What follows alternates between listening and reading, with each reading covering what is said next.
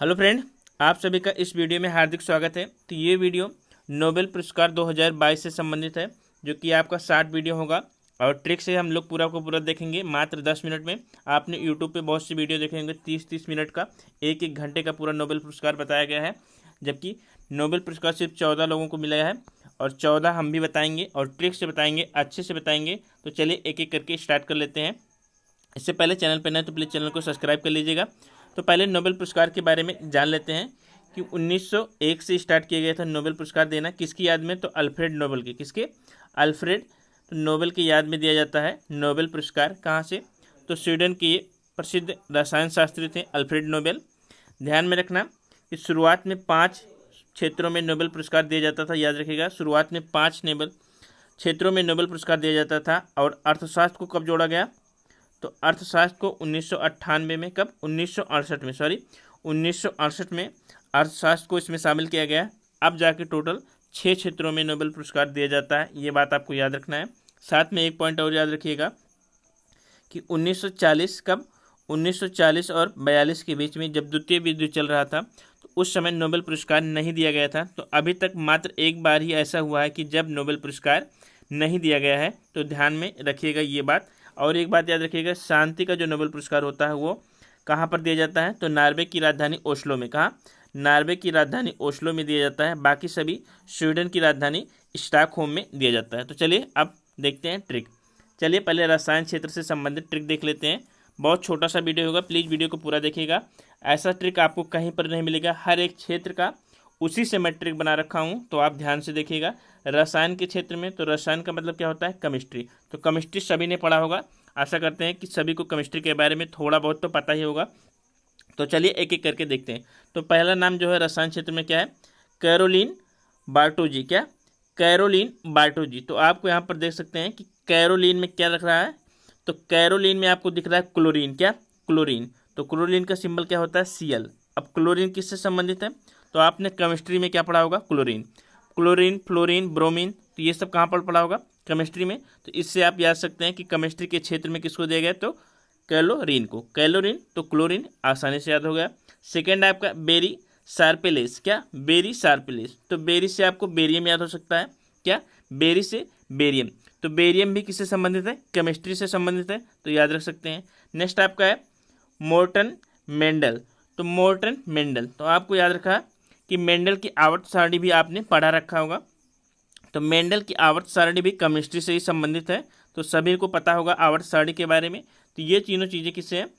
तो तीनों का नाम जो है वो तीन जन का नाम केमिस्ट्री से संबंधित है। तो आसानी से आपको याद हो गया, क्लोरीन, बेरियम से बेरी और मेंडल से मेंडल। तो आसानी से आपको तैयार हो गया होगा। इससे सिंपल ट्रिक आपको कहीं पर नहीं मिलेगा, आपको घुमा घुमा के भले बताया जाएगा, लेकिन इससे सिंपल नहीं मिलेगा। अब देखते हैं अर्थशास्त्र के क्षेत्र में।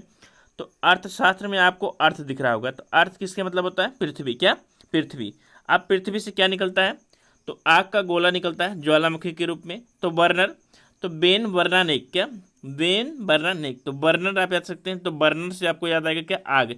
तो आग क्या है? तो पृथ्वी। अर्थ से क्या निकलेगा? आग का गोला निकलेगा मैग्मा की तरफ में। तो बर्नर से आपको लिखते हैं वेन बर्नानेक। अगला आपका है डगलस डायमंड। तो डायमंड मतलब क्या? हीरे की खदान। तो हीरे की खदान भी कहाँ से खोदी जाती है? तो पृथ्वी से, अर्थ से खोदी जाती है। तो डायमंड क्या? तो फिर हो जाएगा क्या? हीरे की खदान, डायमंड। तो ये भी अर्थ से संबंधित है, तो अर्थशास्त्र के क्षेत्र में। अगला फिर दूसरा जो थर्ड है वो है डाइबर बिगो। तो यहाँ पर भी डायमंड से दिख रहा है, डा से डायमंड यहाँ पर ऊपर वाला है, फिर डाइबर ये भी है, तो इसको भी उसी से रिलेट कर सकते हो। अगला देखते हैं चिकित्सा के क्षेत्र में। तो चिकित्सा के भी क्षेत्र में सिंपल ट्रिक है, बहुत आसान है। आपको पहला नाम लिखे मिलेगा एलन स्पेक्ट्रम। क्या? Alan specter. स्पेक्टर, तो स्पेक्ट से आप स्पेक्ट्रम। क्या? तो स्पेक्ट्रम। तो स्पेक्ट्रम आप ध्यान से देख सकते हैं कि स्पेक्ट्रम किससे संबंधित है? फिजिक्स से। आपने स्पेक्ट्रम पढ़ा रखा होगा फिजिक्स का, तो फिजिक्स से रिलेटेड है स्पेक्ट्रम, तो आप उससे रिलेट कर सकते हैं। अगला है जॉन एफ क्लासर। क्या? John F Clauser. तो क्लासर आप क्लाक से रिलेट कर सकते हैं। किससे? क्लासर, क्लाक। तो क्लाक आपने किस में पढ़ा है? फिजिक्स में। क्या? तो फिजिक्स में आपने पेंडुलम पढ़ा होगा। क्या? पेंडुलम। तो पेंडुलम में आप जो क्लॉक आपका रोटेट करता है पेंडुलम, तो उससे भी फिजिक्स से रिलेट कर सकते हैं। अगला आपका है एंटोन। क्या? Anton Zeilinger. क्या? Anton Zeilinger. तो लिंगर आपका श्रिंगर। क्या? तो एंटोन जिलिंगर को आप श्रिंगर से करिए, तो श्रिंगर, तो सिंगर, तो सिंगर आपका क्या करता है, ध्वनि निकालता है, क्या, साउंड। तो ध्वनि आप किस में पढ़ते हैं, फिजिक्स में, किसमें, फिजिक्स में। तो आप बस रिलेट करिए, फिजिक्स को फिजिक्स से ही रिलेट करिए, आसानी से आपको याद हो जाएगा। तो जिलिंगर, तो सिंगर, तो सिंगर क्या करेगा, ध्वनि निकालेगा, साउंड निकालेगा, तो ये किससे रिलेट होगा, फिजिक्स से। अगला देखते हैं शांति के क्षेत्र में।